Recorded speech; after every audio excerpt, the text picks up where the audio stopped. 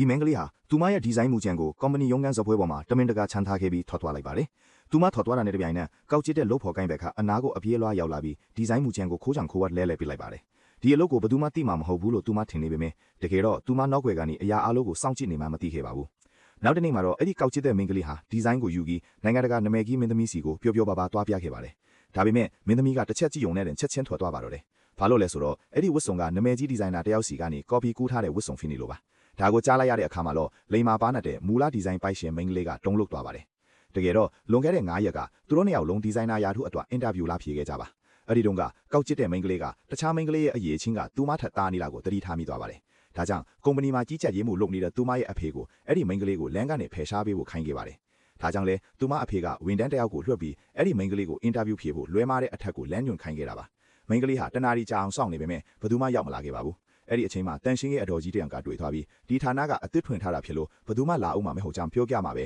သူမအလင်ခံလိုက်ရမှန်းသိလိုက်ရပါတော့တယ်။သူမအောက်ထပ်ကိုချက်ချင်းပြေးဆင်းသွားပြီးမြင်အင်တာဗျူးအခန်းကိုရောက်တဲ့အချိန်မှာတော့ဟိုကောက်ကျစ်တဲ့မိန်းကလေးကယာရုအတွက်အရွေးခံလိုက်ရပြီဖြစ်ပါတယ်။သူမကအင်တာဗျူးသူတွေကိုအကျိုးအကြောင်းရှင်းပြဖို့စူးစမ်းပြီးမြင်လေသူတို့ကသူမနောက်ကျလာရဲ့သူမရဲ့ပညာအရေးအချင်းကဒီပလိုမာအဆင့်မဲ့ရှိတာရဲ့ကြောင့်ငင်းပယ်ပြီးထွက်သွားဖို့ပြောခဲ့ပါတယ်။ဒါပေမဲ့အဲ့ဒီအချိန်မှာပဲဒါရိုက်တာရောက်လာပြီးသူမရဲ့ဒီဇိုင်းတွေကိုမြင်သွားတဲ့အခါမှာတော့တော်တော်လေးသဘောကျသွားပါတယ်။ဒါကြောင့်သူမကိုဒီဇိုင်နာရာထူးချက်ချင်းပေးလိုက်ပါတယ်။ဒါကိုမြင်ရတဲ့ကောက်ကျစ်တဲ့မိန်းကလေးကတော့မနာလို့စိတ်တွေတောက်လောင်နေပါတော့လေ။မိန်းကလေးကတရင်ကောင်းပြောဖို့အဖေစီကိုချက်ချင်းဖုံးဆက်ခဲ့ပါတယ်။တက်လက်ကားတွေကိုဝင်တဲ့အချိန်မှာတော့ကုမ္ပဏီရဲ့ CEO နဲ့မတော်တဆတိုက်မိသွားပါတယ်။တယောက်ကိုတယောက်ကြည့်လိုက်မိတဲ့အချိန်မှာနှစ်ယောက်လုံးအံ့ဩသွားကြတယ်။ဘာလို့လဲဆိုတော့သူတို့နှစ်ယောက်ကကုန်တိုက်တစ်ခုရဲ့အပြင်ဘက်မှာစုံခဲ့ဘူးလို့ပါ။အဲ့ဒီတုန်းက CEO ကဒီမိန်းကလေးကသူ့ကိုတမင်တကာလာပြောပြရဲရုပ်တာလို့ထင်ခဲ့ပေမဲ့မိန်းကလေးကတော့ပန်းပွင့်ဝတ်စုံနဲ့လက်ကတိုင်အပွင့်ရိုက်ကြီးဝတ်ထားတဲ့သူကိုစိတ်ဝင်စားဖို့အထိတော့ကျမမျက်စိမကန်းသေးဘူးလို့ပြက်ပြက်သားသားပြန်ပြောခဲ့ပူပါတယ်။အဲ့ဒီတုန်းက CEO ကဒေါသထွက်ပြီးသူ့လက်ကတိုင်ကိုမြေကြီးပေါ်လွှင့်ပစ်ခဲ့ပူတာပါ။အခုတော့ကန်ဂျမာကသူတို့ကိုမျက်နှာချင်းဆိုင်ပြန်တွေ့ပေးလိုက်ပါပြီ။ဒီတစ်ခါမှာတော့ CEO ကဒီမိန်းကလေးကတခုခုရည်ရွယ်ချက်ရှိလုပ်နေတာလားဆိုပြီးပိုတန်တရားဝင်သွားပါတယ်။တစ်ဖက်မှာလည်းမိန်းကလေးကဒါဟာ CEO တီးတန်ဓာတ်လေးကဖြစ်နေတာကိုသတိထားမိသွားပြီး